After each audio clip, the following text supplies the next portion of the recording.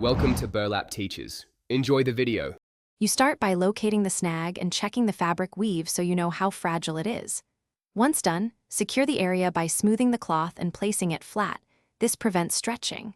Use a magnifier if needed, then select a fine needle or a 0.5 mm crochet hook. Make small, deliberate motions to avoid pulling more yarn through. You want to work from the back when possible, so you can tuck strands without altering the surface. You now draw slack toward the wrong side to hide excess without stressing surrounding threads. Use the needle or tiny hook to tease the snagged loop back through the weave. Make sure to follow the fabric's thread direction, because that preserves tension.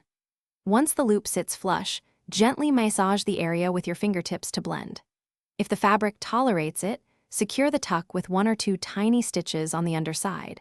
This prevents recurrence while keeping the front smooth.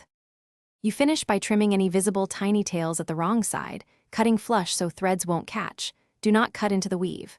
Once trimmed, press the area gently through a cloth at the recommended temperature to relax the fibers and flatten the repair. If the snag still shows or the fabric puckers, make sure the tension wasn't altered. If it was, avoid further pulling and consider a small patch or professional mending. One key tip: test a discreet spot before heavy pressing. Thanks for watching. Consider subscribing if this video helped you.